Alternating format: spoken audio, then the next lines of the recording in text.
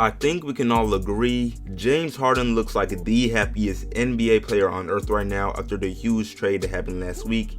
I mean, he cannot hide his joy. He was done with the Rockets, and in his debut, we all saw why he is so happy. Because not only did they get the W, but his stat line was not too far off from the numbers he often had while playing with the Rockets, which is definitely something he appreciated. I know these stars tell the media, oh, I could care less about my numbers, but come on now. Let's not be gullible, he definitely cares to an extent. But anyway, the Nets in general are looking amazing. I don't care that it was against the Magic. Anyone who watched the game could tell you that things looked pretty fluid for a player's debut, and that Harden and KD were not in each other's way at all. Matter of fact, KD had a 40 piece and was probably one of the easiest 40-point games he's ever had. Not to mention they did beat the Bucks just yesterday. And so yeah, the Nets showed all these nice flashes in Harden's debut without even having one of the NBA's best point guards in Kyrie Irving. And this is causing some people to think, oh, they're going to be super overpowered and insane as soon as he gets back. And then some others think it would probably be better for them to trade Kyrie for some solid pieces in the areas they're lacking in. And of course, we need to see the big three actually play together before we actually say anything.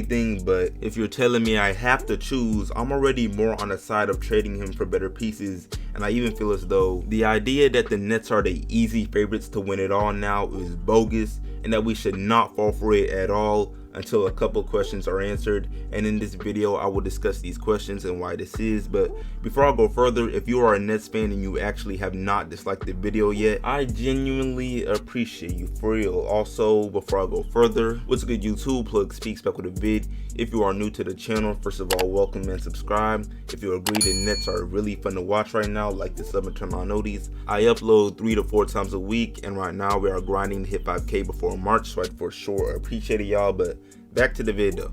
So looking at the Nets right now in this current moment, they're 4th in the East with a 9-6 record through 15 games, and they're only 1 game back from the #1 seed, the Milwaukee Bucks. And this is with Kyrie having missed his last 7 games due to personal reasons, so it's only natural to assume they may be the 1st seed right now if he were available. But this word I just mentioned, available, leads me to the first question I need answered if we are going to see the Nets as the favorites to win it all, and that's the availability issue with Kyrie and his behavior in general. First of all, his absence in this scenario is even worse than I thought it would be going into this season, because I felt like his availability would be compromised due to his injury proneness. However, he has not been available simply because he does not want to be, and this is evidenced by his ignoring of the COVID protocols. And before I go on about Kyrie, I have to say this.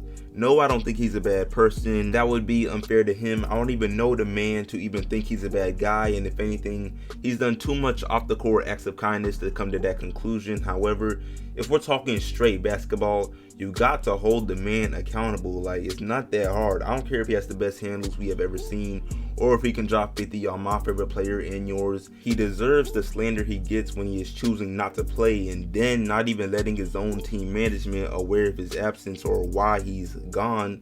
It's really that simple. I don't see how you can disagree with that, even if you are the biggest Kyrie fan. But on to some other issues with Kyrie on this team, because I really doubt he continues to miss any more games after the crazy fines the NBA is throwing around. I mean, it's crazy, some serious money we're talking about. But anyway, we can disregard any chance at locker room issues. I won't act like Kyrie is that toxic to just start drama whenever he can. However, we cannot ignore how in the world James Harden and Kyrie will coexist on the actual court. They are 2 very ball dominant players, and I know some people were saying this about KD and Harden, but it's not the same at all, at least not with KD. He's never played the point guard position consistently as a pro, but Harden and Kyrie have. And although Harden is capable of playing off the ball, it just goes back to the cliche excuse many people have for this big 3, which is the fact that there's not enough basketballs for these 3 guys who are capable of being a playoff team's first option to truly thrive. I mean, there is some truth to the memes.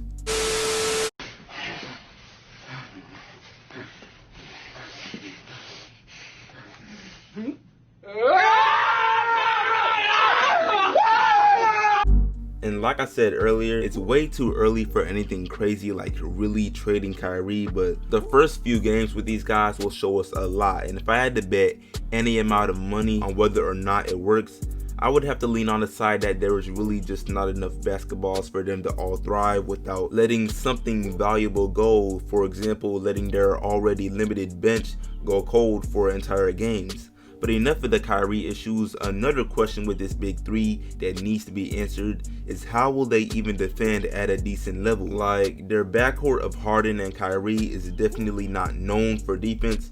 I mean, they can play defense. I'm not trying to bandwagon the Harden plays no defense train, but the defense of this backcourt is still not impressive by any means. And it's hard to imagine how far they really go when they are so vulnerable when guarding the perimeter. I know they have KD, but that's just one guy. And then even this team's frontcourt defense is lacking. You've probably already heard people talk about how much of a loss Jarrett Allen is, and that's because it is a decent loss. The paint defense he brings to the table is not something you can just ignore. So far, he's averaged nearly 2 blocks a game in 26 minutes for the Nets, and the way he alters shots makes him all the more valuable as an asset. And I know the one thing people love to talk about with good teams with poor defense is that the offense is so good, they put up so many points that what does it matter? They score so easily, it cancels out their poor defense. But that idea is honestly overblown, because if you look at the NBA Finals winners over the last decade and then some, most of them were near the top of the NBA in team defense. And through 14 games, the Nets have the 22nd best defense in the NBA as they allow an average of 113 opponent points. I mean, the numbers do not lie. But anyway, moving on yet again, looking at these issues and deciding upon whether or not the Nets should actually trade Kyrie all comes back to the fact that we need a larger sample size for many reasons. For one, anyone can have an idea or opinion of what this team will look like with all three superstars on the floor. However, whether or not you envision good ball movement and a lot of points being scored, or a bunch of ISO ball with guys like Joe Harris and DeAndre Jordan barely attempting shots, the truth is none of us know, and we have to really see this team play games to have any idea. And not just 1 or 2 games, more like 5 to 10. But I already know more than likely things will not work that way, because us NBA fans just love to jump the gun on everything. I mean, our prime example is the disrespect Curry was receiving until he said he had enough and just torched the Blazers with a 60 piece. So regardless, the recency bias is going to be going crazy. But anyway, onto an effect trading Kyrie would have and why we need a larger sample size. Well, KD did not come to Brooklyn by himself, and it's not a secret that the Nets knew by signing Kyrie they were also destined to sign KD and vice versa. And I'm sure KD is committed to winning regardless of his team's personnel, but even still, I'm sure a Kyrie trade would just make him so heated, especially because his injury last season kept him from playing, so he's yet to even play a full year with the man and see how much damage he can really do. And that is probably the biggest deal breaker at any chance of trading Kyrie. But if we ignore that reality for just a moment and things are not working out after Kyrie returns, or if he somehow just continues to miss games and they actually decide to shop Kyrie, it's hard for me to see them not becoming a better team. And this is not because Kyrie is bad, obviously not. He can drop 50 on any given night, but I cannot be the only one. Matter of fact, I know I'm not the only one that does not see the fit when it comes to having Kyrie be the third option on a team. It really just does not sound right. And if you look at other recent super teams in the league, the Warriors' big three of KD, Steph, and Clay was cool. Clay as a third option sounds like it could fit, and it did. Or if you look at the Heat's big three of Bron, D Wade, and Chris Bosh, yet again, Chris Bosh sounds good as a third option, and it fit. And maybe, just maybe, I'm abusing the luxury of retrospect, but I don't know, man. Just knowing the value of a guy like Kyrie, there is no way the Nets could not pull off a scenario where they get solid bench pieces, or maybe even an all-star caliber big man to help them win a chip, which we all know DeAndre Jordan is far from being. Anyway, I'm fixing to go ahead and wrap this video up, and I've said it many times already, but let me go ahead and say it yet again. Before any crazy claims are said and stamped,